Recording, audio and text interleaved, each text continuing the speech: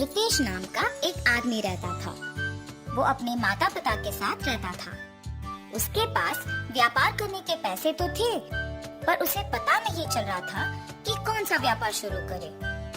इसीलिए वो इस विषय में फैसला लेने के लिए अपने पिता के साथ चर्चा करता है। पिताजी, मुझे पता नहीं चल रहा है कि आपके दिए हुए पैसों से मैं कौन सा व्यापार शुरू करूं। अरे, उसमें क्या है, पकौड़ी का व्यापार शुरू करते हैं। पकौड़ी का व्यापार? हाँ बेटा, हमारे गांव में जलेबियों का, समोसे का, अचार का, पापड़ का ऐसे बहुत व्यापार है। तो तुम्हें कुछ अलग व्यापार करना होगा। गांव में जो व्यापार नहीं है, अगर तुम करोगे तो अच्छा लाभ पाने का मौका होगा। सिर्फ सादा पकौड़ी कौन खरीदेगा पिताजी? इसीलिए हम सिर्फ सादा पकौड़ी नहीं बनाएंगे। तो फिर हम सादा पकौड़ी में साथ साथ चिकन पकौड़ी, फिश पकौड़ी, मिर्ची पकौड़ी, आलू पकौड़ी, प्याज के पकौड़ी, अंडे के पकौड़ी जैसे अलग अलग तरह के पकौड़ी बनाएंगे। ऐसे हमारा व्यापार को बहुत लाभ मिलेगा। रितेश को अपने पिताजी के बात सच लगे, परंतु मुझे इतने प्रकार के पकौड़ी बनाना नहीं आता है ना पिताजी। मुझे भी तो बनाना नहीं आता।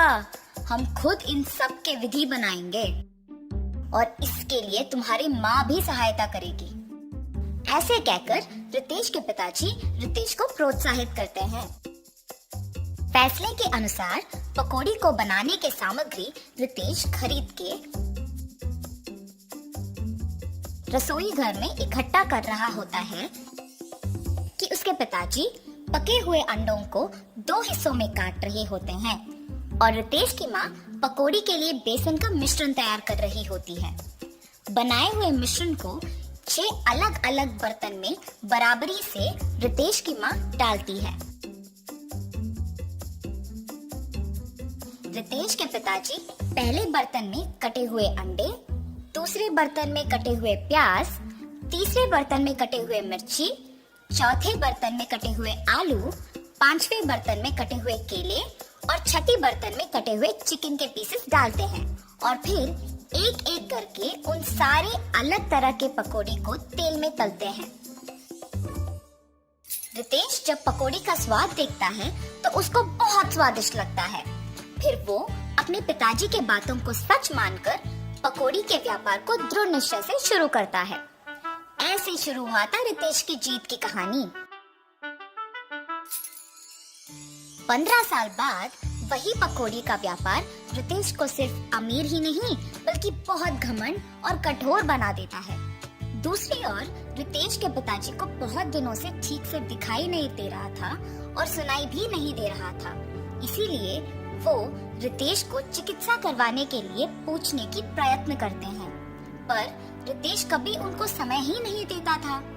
इसीलिए रितेश के पिताजी खुद अस्पताल जाने का निश्चय करते हैं, पर उनके पास पैसे ना होने के कारण रितेश की दुकान को निकल पड़ते हैं। अरे रितेश बेटा, कुछ दिनों से न कुछ ठीक से दिखाई दे रहा है, न कुछ सुनाई दे रहा है। चिकित्सा के लिए 3000 रुपयों की जरूरत है। थोड़ा मदद करो ना बेटा। क्या 3000 रुपए? उतने पैसे तो मेरे पास नहीं है। पर बेटा, कल ही तो तुमने बहू को बताया था कि हर रोज तुम्हें 30,000 मिलते हैं। आप पहले यहाँ से चलिए, कह रहा हूँ ना पैसे नहीं है। और घर चले जाते हैं। घर पहुँचने के बाद चिकित्सा के पैसे मांगने रितेश के पास गया था, पर उसने ये कहकर भेज दिया कि उसके पास पैसे नहीं है। क्या 3000 के लिए उसने ऐसा कह दिया? व्यापार तो अच्छा चल रहा है ना। शायद उसको हमारा यहाँ रहना पसंद नहीं। बहू ने भी खाना सिर्फ उन दोनों के लिए बनाया है। मैंने हम दोनों के लिए खाना बनाया है। तो फिर यही है, हमारा यहाँ रहना वो दोनों चाहते ही नहीं है। चलो इसी रात को यहाँ से निकलते हैं। ऐसे फैसला करके दोनों उसी रात गांव से निकल जाते हैं। माता पिता के लापता होने पर भी रितेश को चिंता नहीं हुई। अगर किसी ने पूछा तो कहता था कि तीर्थ यात्रा पे गए हैं। रितेश को पकौड़ी के व्यापार में लाभ ही लाभ आ रहा था।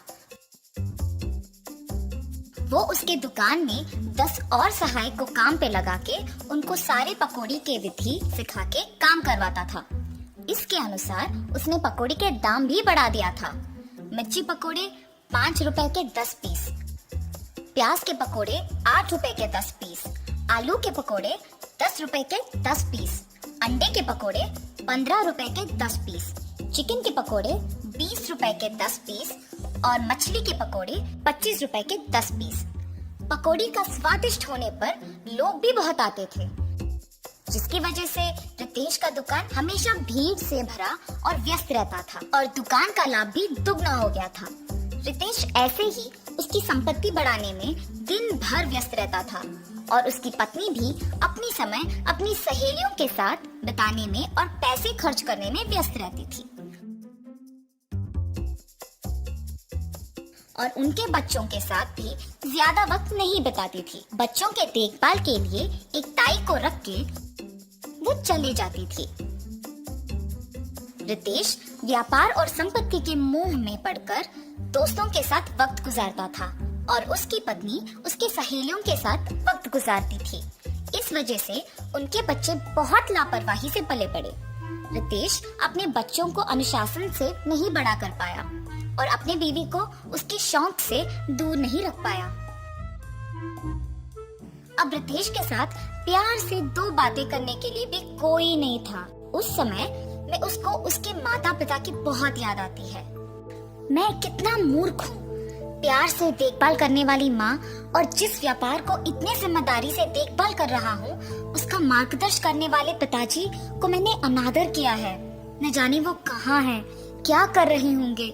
मैं तुरंत उनको ढूंढ के घर वापस लेके आता हूँ। रितेश अपने माता पिता को ढूंढने अपने कार में निकल जाता है।